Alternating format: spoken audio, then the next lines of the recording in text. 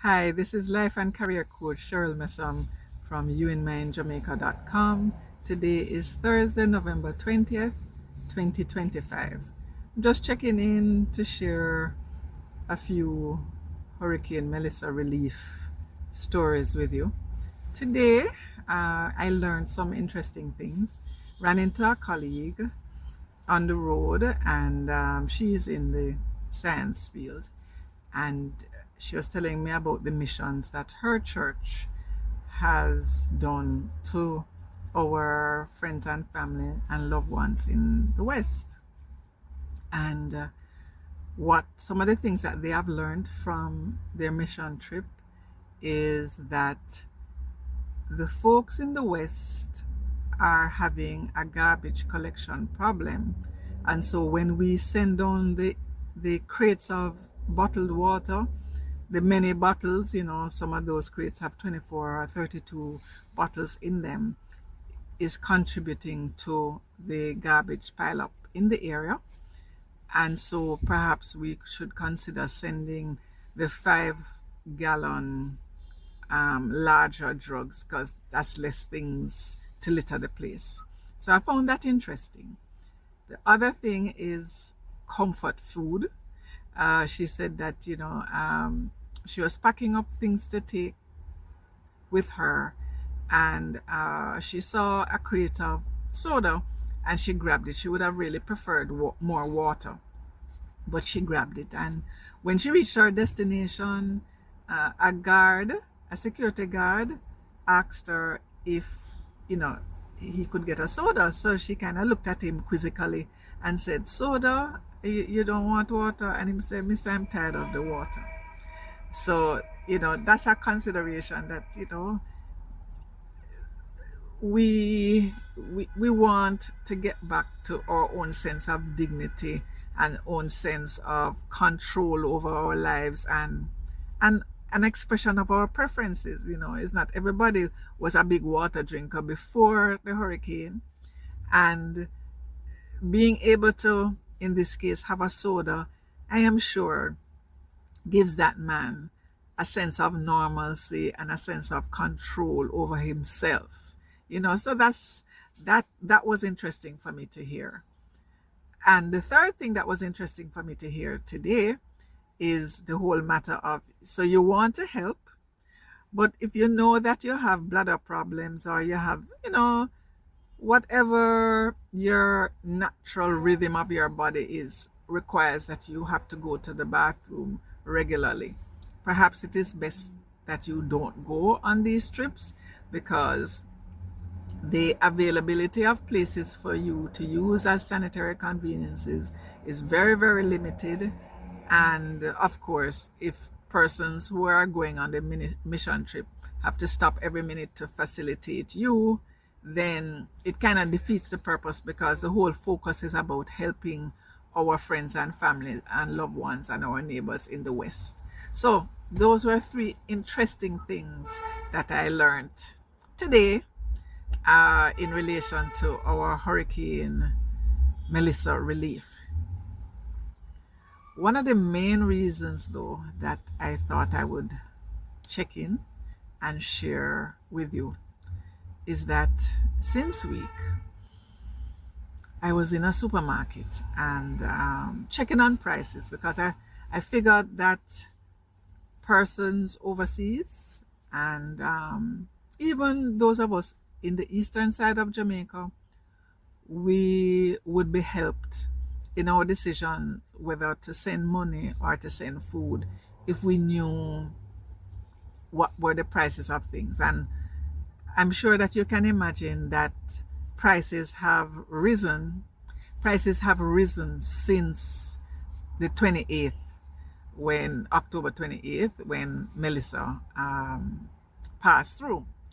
And so I have been going to stores to collect prices so that persons can understand what would be relevant for a care package and what would be the cost of assembling certain items to give to someone, or better yet, if a person overseas or locally can afford to adopt a family or adopt a student, Some of you know that I work at the premier tertiary institution in Jamaica and in the Caribbean region, and our students need support. Many of them, perhaps even I heard some statistics recently, perhaps even 20%, if not more, of them come from Western Jamaica.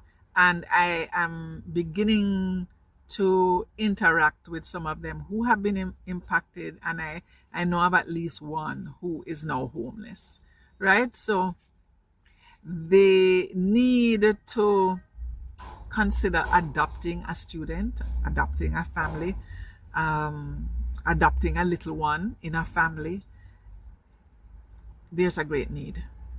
And so I just thought to myself, the Holy Spirit said, why not create a list, do some comparison shopping and share that list and help people have concrete data to decide what they can afford to give, and if they were to assemble a package, what would be the contents of the package that would be meaningful to the persons who need help. So I was about doing that yesterday, and I was in my first grocery store, and I went into an aisle, and a lady joined me in the aisle. Now, this is a lady that is familiar to me, but you have to pardon me. Due to the menopause, due to Melissa, and due to fatigue, I don't know which of my different communities I know this lady from. I don't know if she is my church family. I don't know if she is a part of my work family, but she's very familiar to me. And we greeted each other enthusiastically and, asked how each other is doing, asked about family, island wide. And she responded, but she responded very, very quickly and very frustrating, and her frustration showed. And one of the things that she said was, I gleaned that, a family member did not go to the place of safety that other family members went to. And the reason why he didn't do that was because he wanted to stay and monitor his livestock. But then she said something very, she said it very quickly, and she said hard years and such and such and such. So it took a while for my brain to kind of catch up with what she said. And what I figured out is that something serious happened to him. And I, with a little bit of fear, said to her, I don't know if I said to her in so many words, did he die or what happened to him? I'm hoping that I said what happened to him and left it open-ended, but bear with me. Anyway, I gingerly probed, and then she kind of clarified that he did die. And it was a gruesome death.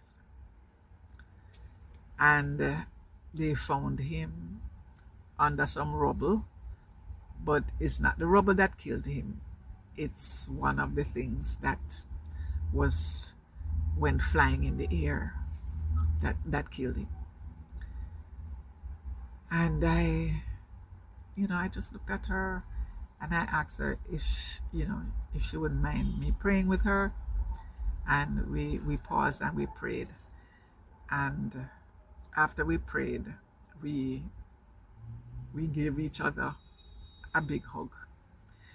And she said, "Is God make me come inside here today, because me long time I don't come in this store, and I know that is God make me come inside there, because the only reason I come inside there was not to buy anything, was to just check on prices."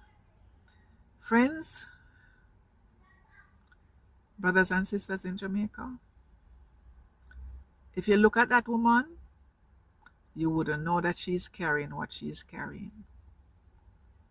And she's just one of many of us The international development partner communities like the UN and institutions of that nature have reported, I believe, that it is 1.6 Jamaicans who have been directly affected by Hurricane Melissa, who visited us on the 28th of October. My friend, me, you, probably not even counted in the 1.6 because we live up this side. So, let us be available to ask people with sincerity, how are you? How are your family doing island wide?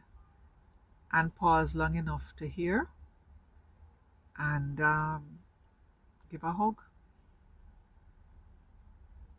Give a hug.